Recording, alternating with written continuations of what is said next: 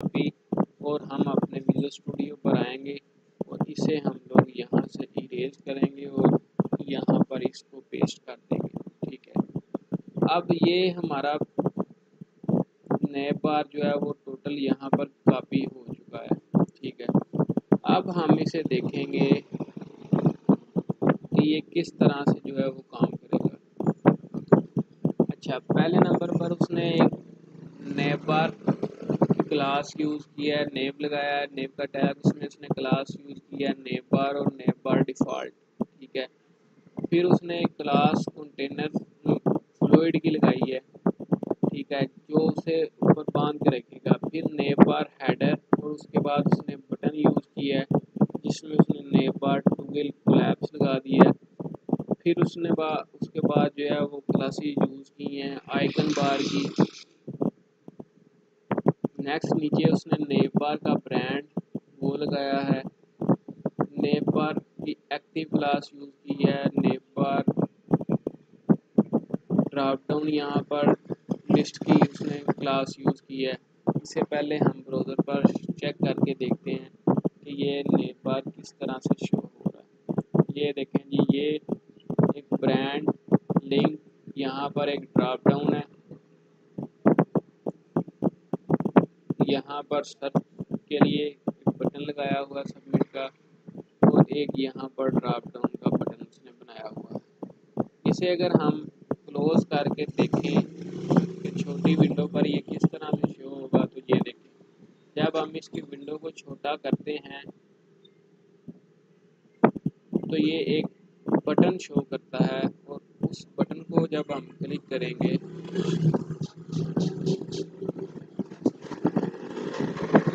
उससे जो है वो सारी चीज़ें नीचे वाली शो होंगी। ठीक है, ये इतना हमारे पास पूरा हो गया काम। अच्छा, नेक्स्ट हम देखते हैं कि जी उन्होंने लिस्ट यूज़ किया है, ड्रॉप डाउन मेन्यू यूज़ किया हुआ है और ये उन्होंने, आप अगर चाहते हैं कि जनाब आप इनमें से कुछ चीज़ें वगैरह जो है वो चेंज कर लें ताकि आप लोग नाम कोई और चूज़ करना चाहते हैं, तो ये ब्रांड का नाम जो उसने यूज़ किया, आप अपने ब्रांड का नाम लिख सकते हैं। आप लिख सकते हैं जनाब जे डॉट, मैं वेबसाइट बना रहा हूँ तो जे डॉट मेरा ब्रांड नेम हो। ठीक है, उसके बाद यहाँ पर उसने जो लिंक वगैरह यूज़ किए हुए हैं, लिंक लिखा हुआ है, आप यहाँ पर कुछ और लिख सकते हैं। एक्शन, ड्रॉप डाउन मेन्यू में समथिंग एल्स है, आप जो आप लोग यहाँ पर लगाना चाहते हैं आप लोग सब अपनी मर्ज़ी से जो है वो चीज़ें यहाँ पर यूज़ कर सकते हैं। ठीक है, अच्छा, तो अब हम इस नेव बार में करेंगे थोड़ी सी चेंजिंग और मैं आप लोगों को चेंजिंग करके दिखाता हूँ कि किस तरह से ये वर्क करेगा। पहले हम लोगों ने जब चलाया उसे ब्राउज़र पर शो किया तो आप लोगों ने देखा कि जो ड्रॉप डाउन लिस्ट थी वो सही तरीके से काम नहीं थी कर रही, वो ओपन नहीं थी हो रही। वो ओपन क्यों नहीं थी हो रही? क्योंकि हमने बूटस्ट्रैप की जस्ट CSS की फ़ाइल जो है वो साथ लगाई थी। बूटस्ट्रैप के अंदर जो जावास्क्रिप्ट और jQuery की फ़ाइल थी हमने वो अटैच नहीं थी की। तो हम आएंगे यहाँ पर स्क्रिप्ट के फोल्डर में और यहाँ पर एक बूटस्ट्रैप डॉट जावास्क्रिप्ट की फ़ाइल और यहाँ पर एक बूटस्ट्रैप डॉट jQuery की फ़ाइल। इन दो फाइल्स को जो है वो हम लोग जाकर लिंक करेंगे HTML के पेज के हेडर के बिल्कुल ऊपर। तो हम क्या करेंगे कि यहाँ पर हम लोग आएंगे हेड के पास और यहाँ से हम लोग jQuery की फ़ाइल पकड़ेंगे और हेड के पोर्शन में उसे लिंक कर देंगे। उसके बाद हम लोग जावास्क्रिप्ट की फ़ाइल पकड़ेंगे और जावास्क्रिप्ट की फ़ाइल जो है वो भी हम HTML के हेड पोर्शन वाली जगह पर हम जावास्क्रिप्ट की फ़ाइल जो है वो भी यहाँ पर पेस्ट कर देंगे। तो कंट्रोल S किया। अब हम इसे रिफ़्रेश करके तो ब्राउज़र पर चेक करेंगे कि देखेंगे कि क्या आया। अब भी ड्रॉप डाउन लिस्ट जो है वो वर्क करती है या नहीं। ये जो जे डॉट हमने ये चेंज किया था वो तो आ गया। अब ड्रॉप डाउन लिस्ट ये देखें हमारी वर्क करती है कि नहीं। लो जी, ये अभी भी ड्रॉप डाउन लिस्ट हमारी वर्क नहीं कर रही। क्यों नहीं कर रही? है वो सीक्वेंस चेंज करके देख लेते हैं। सॉरी, हमने दोनों फाइल जो है वो jQuery की ही यहाँ पर लगा दी हैं कि जो कि हमारे पास एक चीज़ जो गलत हमने कर दी है। हमने स्क्रिप्ट की फ़ाइल यूज़ करनी थी, एक हमने बूटस्ट्रैप डॉट जावास्क्रिप्ट की फ़ाइल लगानी थी और एक हमने jQuery की फ़ाइल लगानी थी। तो हमने जो है वो दोनों फाइल एक ही तरह की यूज़ कर दी हैं, इसलिए जो है वो वर्कआउट नहीं था कर रहा। तो ये देखें, अब पहले नंबर पर हमने यूज़ की jQuery डॉट जावास्क्रिप्ट की फ़ाइल, फिर बूटस्ट्रैप डॉट CSS की फ़ाइल और फिर बूटस्ट्रैप डॉट जावास्क्रिप्ट की फ़ाइल। ये हमने फाइल्स को यूज़ किया। तो अब हम ब्राउज़र पर जाएंगे तो इसे रिफ़्रेश करेंगे और अब हम लोग देखेंगे कि ये देखें हमारी ड्रॉप डाउन लिस्ट जो है वो वर्क कर रही है। ठीक है, अब यहाँ पर लिंक है और इन दोनों का नाम हम लोग चेंज कर सकते हैं और ये ड्रॉप डाउन लिस्ट क्या है जो हम इसमें भी चेंजिंग कर सकते हैं। तो हम आएंगे अपने फोल्डर के ऊपर। अच्छा, नैवबार डिफ़ॉल्ट है, मैं चाहता हूँ नैवबार डिफ़ॉल्ट नहीं, यहाँ पर मैं नैवबार की जो क्लास है उसे चेंज कर लूँ। तो मैं यहाँ पर नैवबार डिफ़ॉल्ट की जगह पर मैं नैवबार इन्वर्स कर देता हूँ। इससे क्या चेंजिंग आएगी ये भी हम अभी थोड़ी देर में देखते हैं। हम नीचे जाते हैं, यहाँ पर एक लिंक उसने यूज़ किया है, इसे ख़त्म करके मैं होम कर देता हूँ। ये उसने यहाँ पर एक लिंक यूज़ किया, बटन सा बनाया, इसे मैं अबाउट कर देता हूँ। उसके बाद नीचे यहाँ पर आएँ तो देखें कि उसने ये ड्रॉप डाउन लिखा है। ड्रॉप डाउन की जगह पर मैं लिख देता हूँ यहाँ पर प्रोडक्ट्स, जे डॉट की जो फाइल है यहाँ पर ड्रॉप डाउन में अब लिखा आएगा प्रोडक्ट्स। आगे प्रोडक्ट्स में एक्शन की जगह पर लिख देते हैं कि जी फॉर जेंट्स के लिए ये जेंट्स प्रोजेक्ट है। ठीक है, यहाँ पर लिख देते हैं जी जेंट्स में जनाब हम लिख देते हैं फॉर लेडीज़। ठीक है, हम सिंपल जो है वो ड्रॉप डाउन लिस्ट में थोड़ी सी चेंजिंग करके तो हम लोग देखते हैं कि जी ये किस तरह से वर्कआउट करता है। यहाँ पर भी एक लिंक यूज़ किया, यहाँ पर भी आप लोग लिख लें कि जनाब साइन इन या साइन अप, कुछ भी, ताकि जिससे जो है ये चीज़ अच्छी लगे। और यहाँ पर एक और उसने ड्रॉप डाउन यूज़ किया है, इस ड्रॉप डाउन की जगह पर मैं लिख देता हूँ फॉर मोर डिटेल या मोर डिटेल। ठीक है, ताकि ये एक नैब बार की शक्ल जो है वो हमारे पास अच्छी नज़र आए, एक अच्छा नैब बार जो है हमारे पास नज़र आए।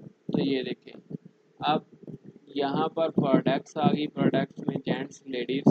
ठीक है, यहाँ पर होम अबाउट, और ये मैंने जो ऊपर इन्वर्स का यूज़ किया था नैब बार इन्वर्स का, उसने क्या किया है, उसने आपके नैब बार को जो है वो उसने मजबूत कर दिया है, एक पकड़ उसकी बना दी है। यहाँ उसका कलर जो है उसने रेड कर दिया है, उसका कलर चेंज कर दिया है। ठीक है, ये नैब बार हमारे पास हो गया। नैब बार के बाद हमारे पास आते हैं जी ग्लिफ आइकन। ग्लिफ आइकन क्या है वो भी हम जाकर देखते हैं बूटस्ट्रैप की वेबसाइट के ऊपर। तो यहाँ पर ऊपर है जी ग्लिफ आइकन। ग्लिफ आइकन है ये बेसिक आइकन जो हम लोग यूज़ करते हैं।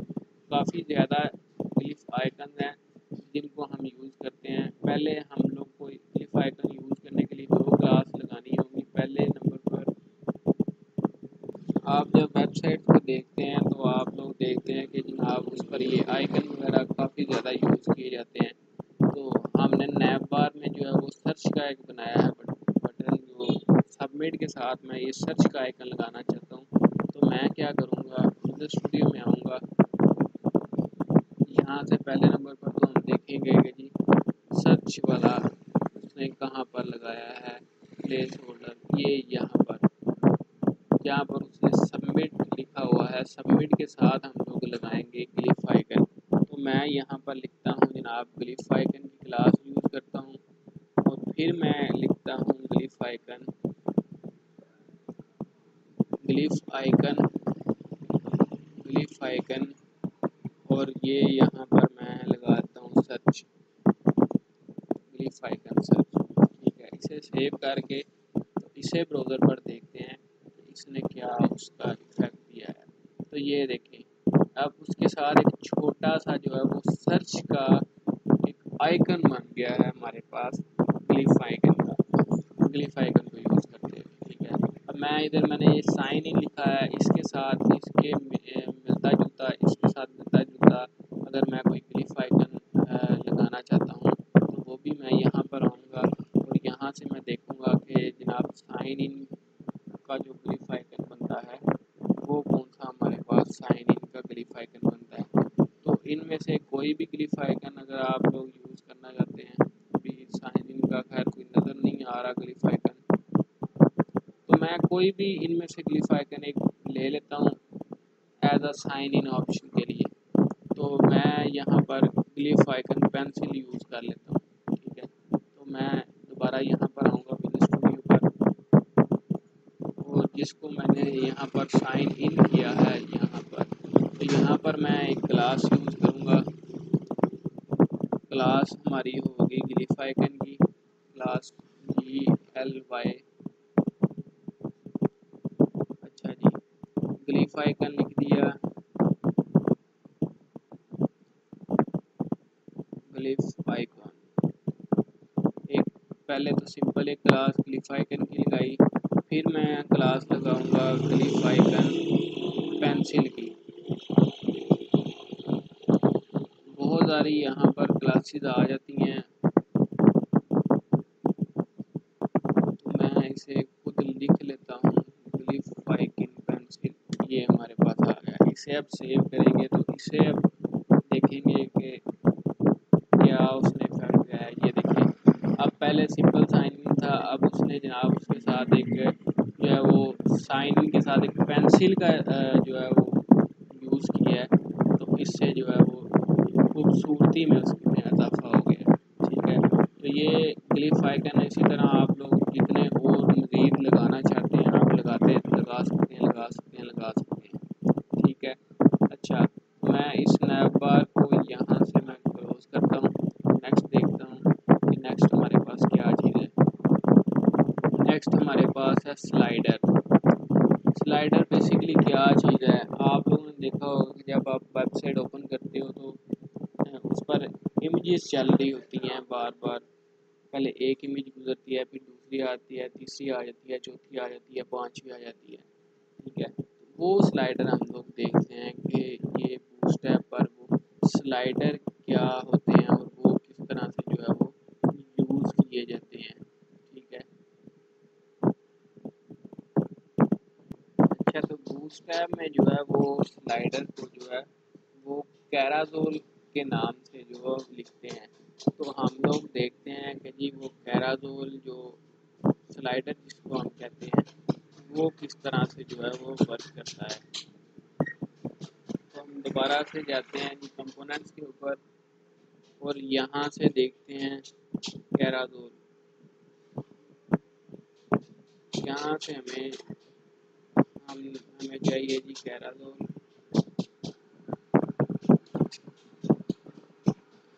नीचे चलते जाएंगे, यहाँ पर सर्च करेंगे कैराजोल यहाँ पर कहाँ पर है। अच्छा तो यहाँ पर जावास्क्रिप्ट और मैंने जब क्लिक किया तो ये नीचे मुझे कैराजोल जो है वो यहाँ पर नज़र आ गया।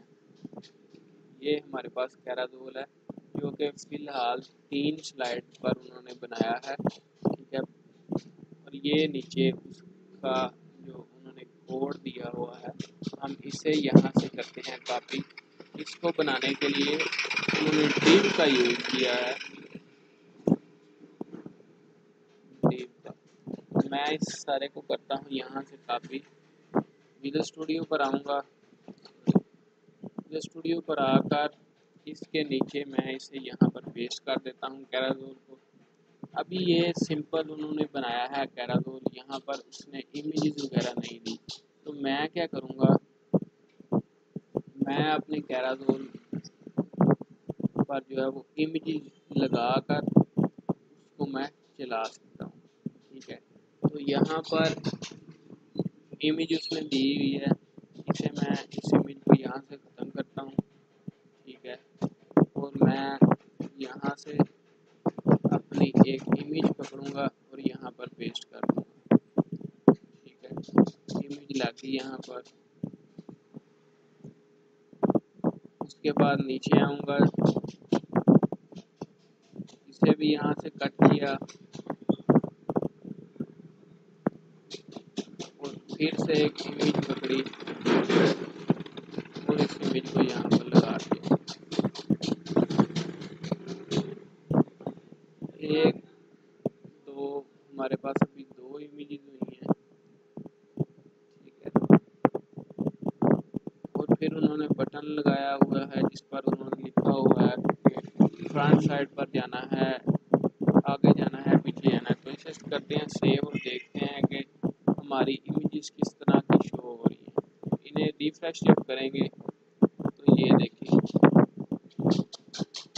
वो इमेजेस जो हैं वो स्लाइडर पर अच्छे तरीके से जो शो हो रही है। ये बटन भी काम करते हैं, इस बटन के ज़रिए भी हम आगे जा सकते हैं, नेक्स्ट मूव कर सकते हैं और यहाँ से बैकवर्ड मूव कर सकते हैं।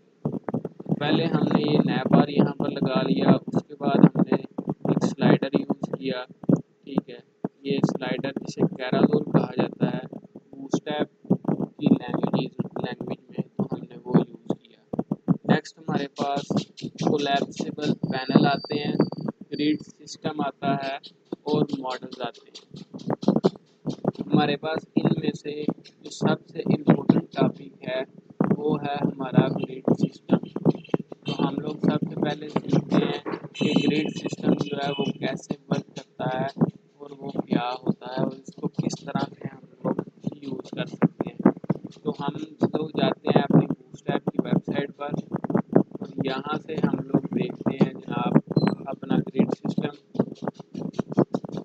मॉडल्स भी आ गए हैं, तो पहले हम मॉडल को देख लेते हैं कि मॉडल क्या चीज़ होती है और किस तरह से यूज़ किए जाते हैं। तो ये देखिए, मॉडल एक बेसिकली एक पॉपअप विंडो की तरह होता है जिसे हम बनाते हैं।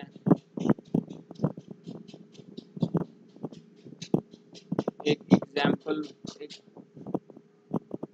आप लोगों ने देखा होगा कि जब हम लोग कुछ बनाते हैं तो एक पेज बना होता है और उसके नीचे एक मॉडल बनाया होता है, उसमें एक बटन बना होता है, उस पर जब आप लोग क्लिक करते हैं तो वो बटन जो है वो काम करता है, एक पैराग्राफ पूरा जो है वो ओपन हो जाता है। हम ग्रिड सिस्टम पर आ गए हैं। ग्रिड सिस्टम में हमारे पास कंटेनर फ्लूइड यूज़ किया जाता है। इसमें हमें इसके लिए पता होना चाहिए कि एक रो में जो बेसिकली 12 कॉलम होते हैं, एक रो को उसने 12 कॉलम में डिवाइड किया होता है। इसमें साइज होते हैं मीडियम, लार्ज, स्मॉल और एक्स्ट्रा स्मॉल। तो इसको सीखने का बेसिक साबित तरीका ये है कि हम इसमें एक रो के अंदर जो है वो यूज़ करते हैं कॉलम्स को और उन कॉलम्स में लगाते हैं हम लोग जो इमेजेस वगैरह, जो हम पैराग्राफ वगैरह लिखते हैं उन कॉलम में लिखते हैं। तो ये करके देखते हैं, करके इसको ज़्यादा मज़ा आएगा और समझ भी आएगी कि ये किस तरह से वर्क करते हैं। इसे यहाँ से करते हैं हम डिलीट। ठीक है, अब हम पहले नंबर पर एक डिव यूज़ करते हैं। उस डिव को हम क्लास देते हैं, क्लास रो की, एक रो की क्लास देते हैं और उस क्लास के अंदर हम एक और डिव यूज़ करते हैं। ठीक है, ये अब हम लोग सीखने जा रहे हैं ग्रिड सिस्टम के ग्रिड सिस्टम बेसिकली क्या होता है और ये किस तरह से यूज़ किया जाता है। ठीक है, डिव के अंदर अब हम क्लास यूज़ करते हैं। अब इस क्लास में हम कॉलम लार्ज LG, अब हम लोग यूज़ इस तरह से करेंगे कि अगर हमारी लार्ज स्क्रीन हो, हम एक 3 से 4 इमेजेस, हम अगर चाहते हैं कि जी 4 इमेजेस जो हैं वो एक हम लाइन में यूज़ करें, तो हम उस हिसाब से एडजस्टमेंट करेंगे कि अगर हमारे पास लार्ज इमेज हो तो कॉलम में एक ही पिक शो हो, और अगर हमारे पास जो स्क्रीन है वो हमारे पास मीडियम हो तो तीन तीन कॉलम पर एक इमेज आए। अगर हमारे पास जो है वो स्क्रीन जो है वो हमारे पास स्मॉल हो तो छः छः पर आए, और अगर हमारे पास जो इमेज है स्क्रीन है वो हमारे पास एक्स्ट्रा स्मॉल हो तो 12 पर एक इमेज आए। ठीक है, ये हम इस तरह से इसको 4 हिस्सों में डिवाइड करते हैं, 4 डिव बना लेते हैं। तो इसे ही पेस्ट करते हैं 4 मरतबा 4 टाइम, ताकि हम जो बनाना चाह रहे हैं हम बना लें। अच्छा, अब इनमें हम लगाते हैं इमेजेस। इसको ओपन किया, एक इमेज पकड़ी, इसके दरमियान में मैंने फेंक दी। दूसरी इमेज पकड़ी, वो इसके दरमियान फेंक दी। फिर इमेज एक पकड़ी, वो इसके दरमियान फेंक दी। एक और इमेज पकड़ी, वो इसके दरमियान लगा दी। अब हम इसे कंट्रोल सेव करते हैं, और अब हम इसे ब्राउज़र पर रिफ़्रेश करके देखते हैं कि ये किस तरह से वर्कआउट कर रही है।